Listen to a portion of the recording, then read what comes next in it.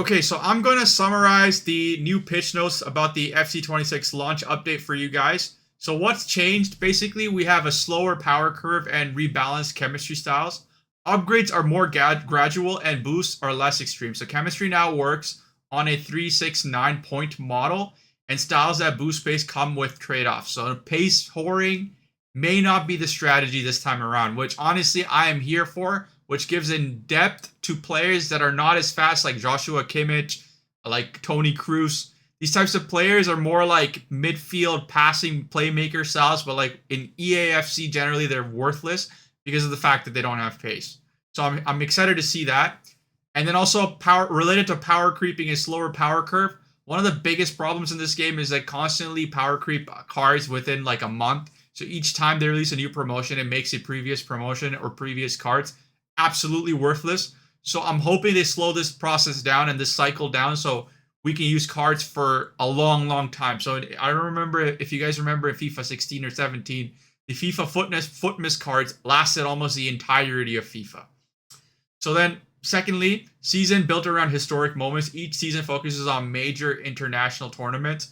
So they're going to actually like build some of the content and the menu content around what actually happened in real life, which is great because honestly, some of the content in the game is very like institutionalized, and I kind of like the idea that bring this back into football because obviously EAFC, FIFA, it's its own game. I understand, but at the end of the day, all of us are also football lovers, and all of us have been watching and probably experiencing football throughout our lifetimes, and that translating into the game is pretty big.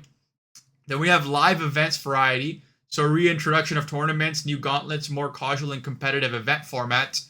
So not only are you going to have the weekend league now, but we will also have like constant live events within the game that everyone can participate in, and maybe there's some form of leaderboards and live rewards that you can get access to. So it's not just the same old going through the motions. There will actually be some dynamic stuff going on. Then updated game modes and reward systems, so champions, rival squad battles are made more accessible. Champions are extremely, like, I guess, gate kept by really good players. And so now I guess they're trying to make it, or at least ease like average or casual players into champions. I don't know if I'm like really a big fan of that. Because one thing I liked about Champions League and Weekends League is basically like the fact that it was actually pushing me to get better at the game.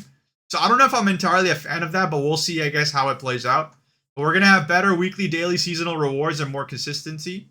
And then we're going to also have advanced SBCs, so squad ability challenges, are spaced out and scaled to match your progression. So we won't have like insanely power crept SBCs every now and then. It'll actually progress with our club and with our gameplay.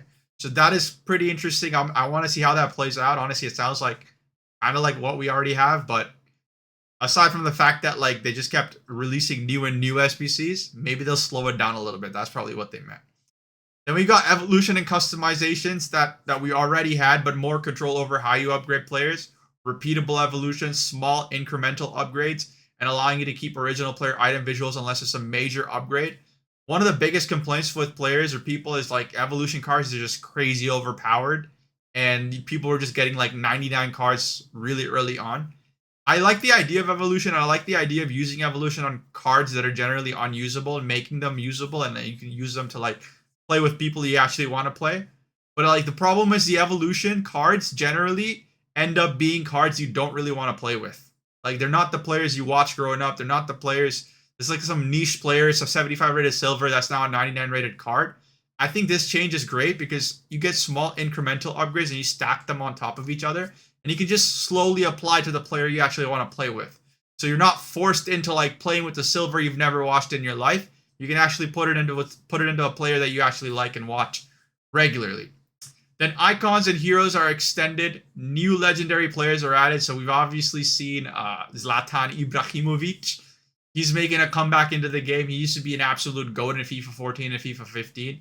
And he's making a comeback. 5-star skiller, massive, tall, strong beast. Going to be like an Erling Haaland with actually a decent weak foot. So that's going to be interesting to see. And these legendary items will show up in career mode as well and not just foot. So that is a pretty big change. I don't know how I entirely feel about it. Having icons in career mode, it's going to be interesting for sure. But let's see how that plays out. Improve responsiveness. So input latency reduced to make the gameplay feel tighter. one of the biggest complaints that I've ever had with FIFA and in general, like Weekend League, is the fact that like it constantly lags. The servers are not good. The game network coding is not good. You feel the game and it feels like a brick.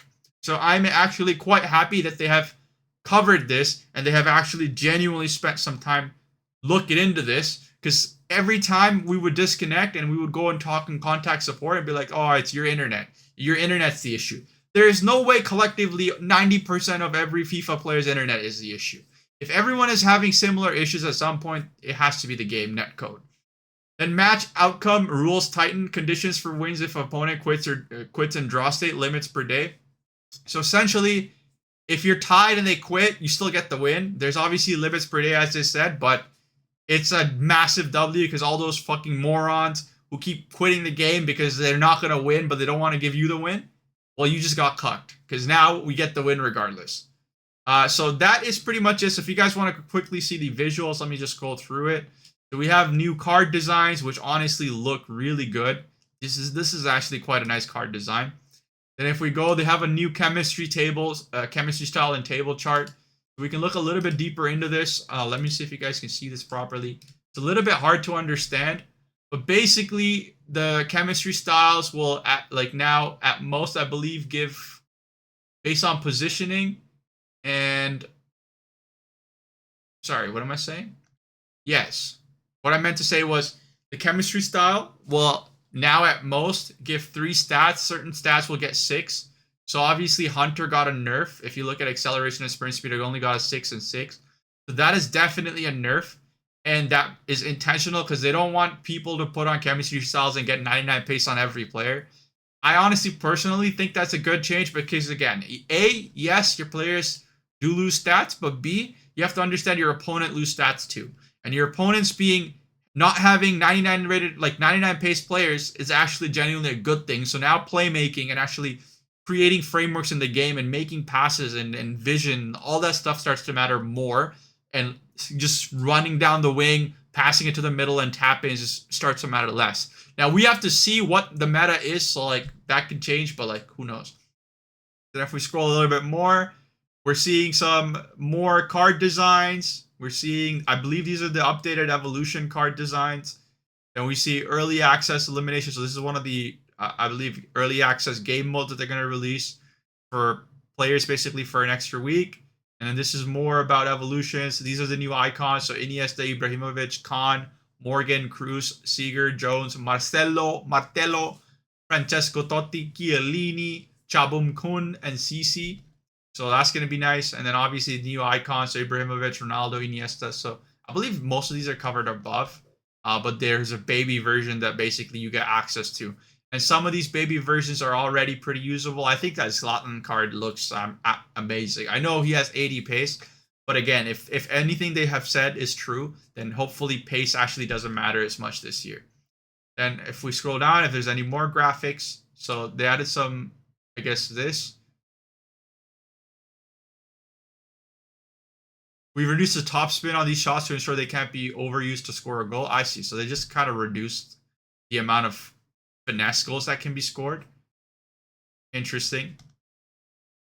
And then more UI menus, Zlatan in game, a screenshot of him. And that's it. So hopefully I've summarized everything for you. That's pretty much everything they have brought up in this game in a short 10-minute video. And I can't wait for this game to come out, guys. I'm gonna see you on launch.